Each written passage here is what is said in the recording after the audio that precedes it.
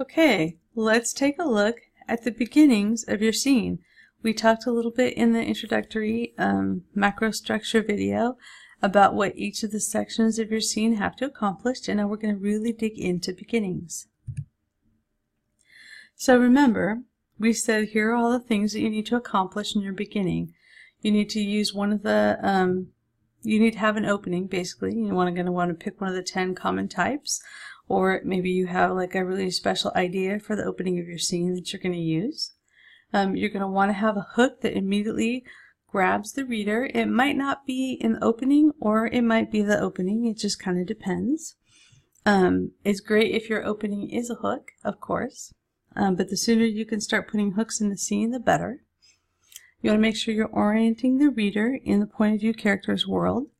You want to make sure that you are introducing the point of view character. You want to make sure you're establishing the point of view character's starting emotion.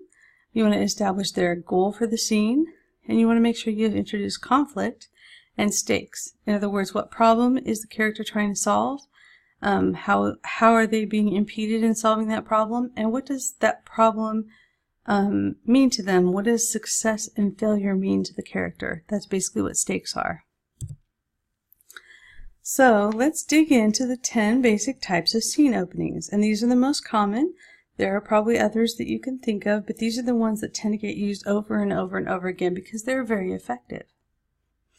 You can start at the beginning of the scene action. You can start in medias res, in the middle of action after something has already begun. You can start with a link to a previous scene. You can start with a summary of previous or intervening action that the reader doesn't need to see because it's boring or it's not really significant to the characters, but it has to happen. You can start with a big promise of something to come.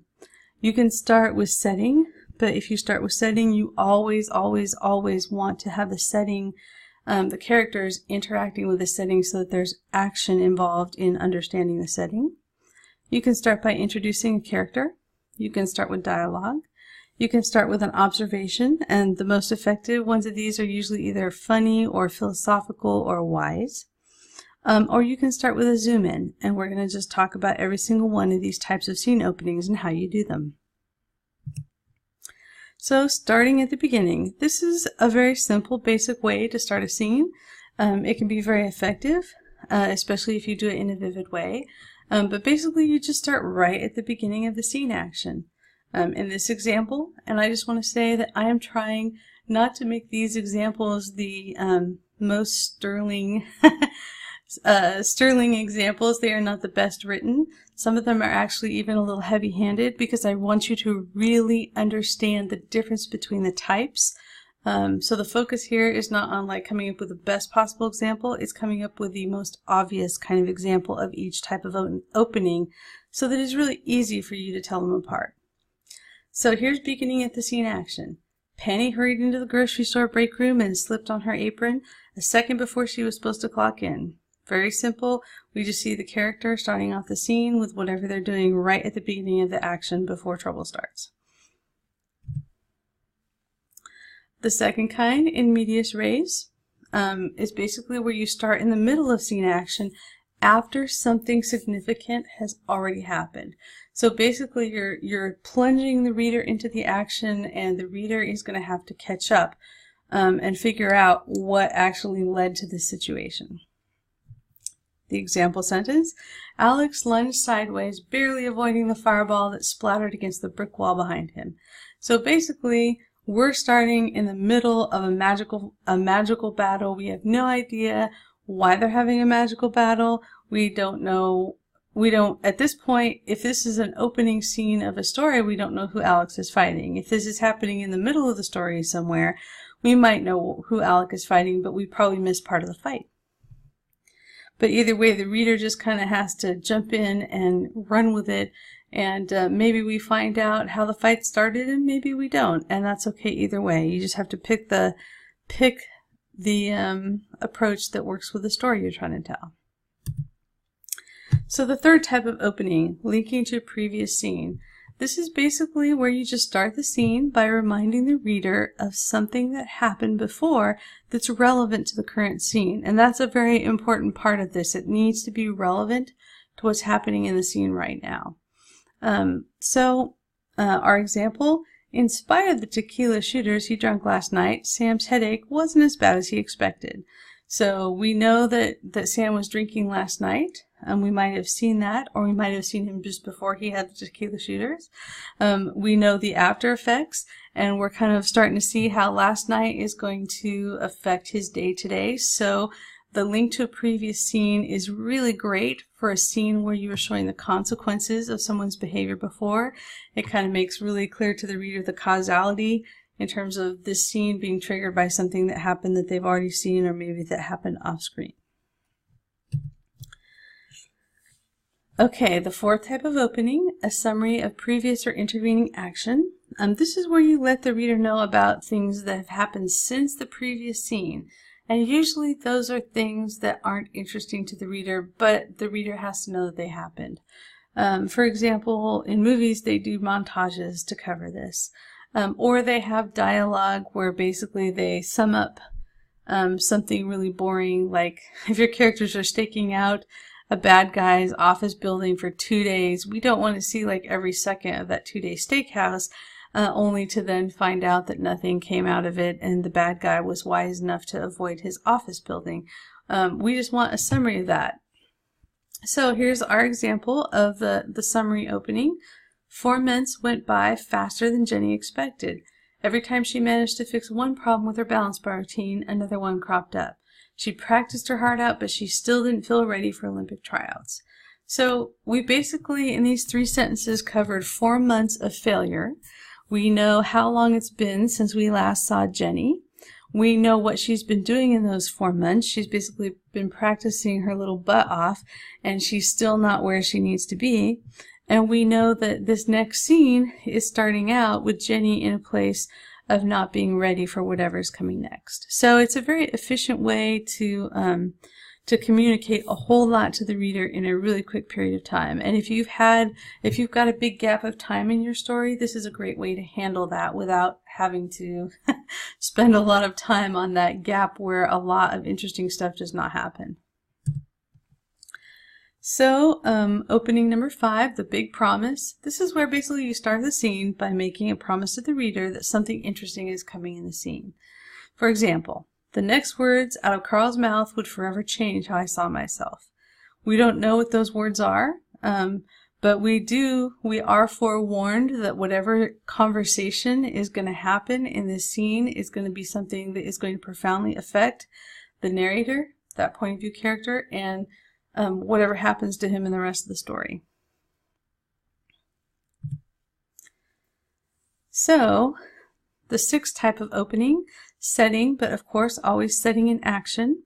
We never want to just open with a still life. We always want things to be moving. And if possible, having the characters interact with them, but even if the character's not interacting with the setting, having the setting be in motion in some way, and preferably in a meaningful way. So, with an earth-shaking crack, a massive chunk of ice began to slide down the face of the glacier. Not only does this show us where we are setting-wise, we get to see what the characters are looking at, and because we see something happening, we can tell that the setting is going to be affecting the characters very shortly. Whoever's watching that chunk of ice slide down the face of the glacier, we have to wonder, are they going to be underneath it when it lands? And of course they might not be, they might be watching from a safe distance, but you've immediately given the reader, by opening the scene like this, a little sense of like, plus we're seeing things in action and we're getting the setting right up front, so we immediately know where we are. The 7th type of opening, introducing a character. This is just very simply starting the scene by introducing the reader to a character in a compelling way. Our example, Bobby James was like a sunburn. I love hanging out with him and I always regretted it the next day. So that immediately tells you that Bobby is going to be interesting. You might not want to you might not want to be sympathetic. You might not be making a sympathetic or an empathetic connection with him, but you know he's going to be interesting to watch. He's going to be entertaining because he's been introduced to you in a way that is intriguing. The 8th type of opening with dialogue. Basically start the scene with dialogue that creates suspense, and preferably that communicates conflict. So for our example, somebody, we don't know who, says, "Make me." Then Debbie glared at her bratty little brother. We find out who's talking, and she says, "I will if I have to," and preferably that dialogue. This is a very heavy-handed example, but it does convey that two people are talking, they're having a conflict. Preferably, the bigger the conflict you can make in this dialogue, the better. Or if you can do something subtle but intriguing, like have the dialogue raise a question, or have the dialogue imply something that is not good, something that hints at conflict later or hints at a problem, that's also great. All your dialogue skills, you want to use them when you open with dialogue, because if the reader is not immediately hooked by that dialogue, it's going to be harder to get them to read on. So I recommend being very careful about starting the very first scene of your story with dialogue, unless you have a really fantastic, intriguing, compelling exchange between two characters. Opening a scene with dialogue is often done best in later scenes after the first one. And of course there's an exception to every general guideline. This is just like a ballpark thing. If you have, like I said, an amazing exchange between characters, something that just does an incredible job of introducing conflict or intriguing the reader, raising an amazing question, or just showing the characters' personalities in such a fascinating way that people immediately bond with them. If you could do that with dialogue, then go ahead and open your story's very first scene with dialogue. And you can, I'm sure, each of these openings, like I said, I'm giving you heavy-handed examples, but start going through your favorite books and start looking at scene after scene after scene and see which opening your favorite writers open every scene with. And collect good ones. Collect examples. I actually have like a little notebook. Whenever I find like a really amazing scene opening or a really amazing example of humor or other techniques, I have like a notebook with a little section in it. And so I have all these great examples. So when I need to start a scene and I don't really have an idea how I want to do it, I will start looking through examples and try and find something that inspires me. And I strongly recommend that you do that too. Study your favorites, look at how they apply these techniques, and then also use them for inspiration. So the 9th type of opening, observation. This is basically where you start the scene with an observation. It could be the omniscient narrator making the observation, or it could be the point of view character in the scene making an observation. And again, this works best when it's a little bit philosophical. It's funny, it's wise, or maybe all of the above. So here's an example of an observation opening. There are two kinds of people in this world, the smart ones and the ones who disagree with me. Okay, the 10th type of common opening is the zoom in. This is where you start big, often with setting, and then you zoom into a specific character. And it often works better when you, the narrator, are talking to the reader than when you start deep in the character's point of view. So here's our example. If you visit the modest green blue planet between Venus and Mars, on the surface you'll find a stretch of land shaped much like a boot, wherein sits a city known as Rome. Max had grown up there, an expatriate's child. And of course the rest of the scene, as soon as we go to Max had grown up there, we've switched from the zoom to the character. And once you've gotten to the character, you want to stay with the character for the rest of the scene. Don't like zoom in and out throughout the whole scene. Readers find that very discombobulating. Start big, zoom in, and then stay with the character for the rest of the scene. Okay, so once you've figured out what your opening is going to be, you also need to make sure there are hooks. And now I'm saying your hook as if there is one hook. But you can have multiple hooks in your opening. You can have multiple hooks in a scene. And in fact, that's a really good idea, is to have multiple hooks in a scene. So what is a hook? A hook can be anything that is going to catch your target reader's attention and increase their interest in your story. So it can be a story question, something that raises suspense and makes the character wonder. It can be a story element that the reader likes. Like, I know people who will read anything with a dragon in it. I know people who just love murder mysteries or love serial killer stories. So if there's something in it that the reader is, if the reader is attracted to your book in part for some genre element, giving a hint or foreshadowing of that genre element, or just flat out putting it in your first scene, especially in the beginning of the scene, that's another way to hook them, because they know that they're going to have a story about things they're interested in. Giving the reader any kind of hint that things are not as they seem is a great hook. Having the character act in an intriguing or mysterious way is often a great hook. Having a character who is acting in a way that makes the reader think they're a fascinating person is a fantastic hook, and of course that's an art. Having a glimpse, giving the reader a glimpse of what's coming later in the story, or foreshadowing, is a great hook. And just putting something cool in, like a futuristic object, or a kind of experience, or even having sometimes the language of your story itself. If you have like a linguistic gem in your opening that just like people who love language, beautiful language, that might be a hook for them. So these are all examples of hooks, but basically a hook is anything that makes your reader more interested in your story. So it's a very open-ended term. How many hooks does your scene opening need? As many as you can get in there without forcing it. And that without forcing it is very important, because you never want your scene opening or your scene to feel contrived. So if it is a real stretch to put that dragon in the opening, don't do it. If it's a real stretch to have your normally down-to-earth character make a very incredibly philosophical observation, don't do it. You always want to stay true to the story. So don't think of hooks as a gimmick that you have to cram in there. Think of hooks as things that naturally arise from the story you're trying to tell, that you are sort of just bringing into focus for the reader. And maybe sometimes introducing a little sooner, just so that the reader knows that they're going to be in there. So, and remember, we also said that the opening has to, or the beginning, it has to orient the reader. You need to make sure that within the first few paragraphs, the reader has at least an idea of where they are and what's going on. And of course, you don't have to tell them everything. And sometimes maybe you even keep certain things a mystery to the reader. If you've got a character who's just stepped into an alternate dimension and you need them to wake up slowly to the fact that they woke up in an alternate dimension, that's cool. You don't have to tell them everything, but you have to give them enough grounding detail so that they are not completely confused and put the book down.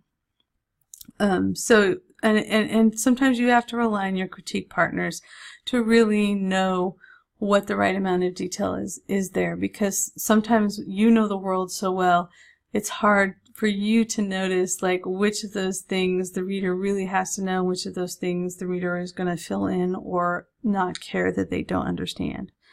And that's a balance we all have to strike in terms of how much you tell the reader about the world versus how much you don't. But again, critique partners help a lot with that. If you have beta readers, just handing them the opening of your scene and asking them, hey, is there a point in here where you got confused? That point right there tells you what you need to add to make it not confusing for them. So you also, in your beginning, have to introduce the point of view or focal character. As soon as the reader opens your book, they're trying to figure out whose story they're reading, who they're supposed to care about, who the events of the story matter to, and why. We really want to follow characters through stories. And if you don't give us someone that we can follow, we are going to be really tempted to put your story down. The point of view character, or focal character of every scene, serves as the reader's guide to the world of the story. we are either following that character around his world, or we are looking out at that world through that character's eyes. So this is really incredibly important. And if you have a story that opens with like a little philosophical manifesto, or one of the worst openings for a book is a prologue that basically gives the history of the place, because there's no character that we're going to be following through that. We're just getting a bunch of facts. So if you have something that needs to happen for the reader to understand the story, if you can in any way find a way to introduce the point of view character first, even sometimes before you give us information about the setting or the world that we're in, that can be the difference between getting the character to stick with it until they get more information and not. And of course, in the beginning, you want to establish the point of view or focal character's goal. And it can be a small goal. It can be what's called a bridging goal.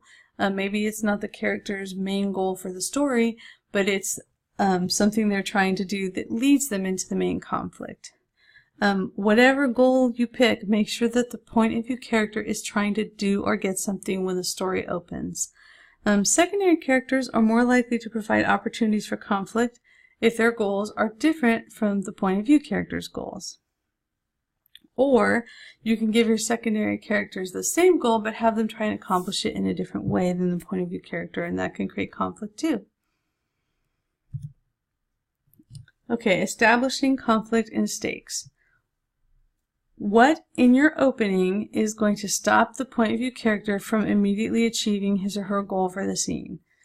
And sometimes that is not a huge obstacle. Sometimes that is just the fact that the heroine has not yet gotten to the location because the subway is slow.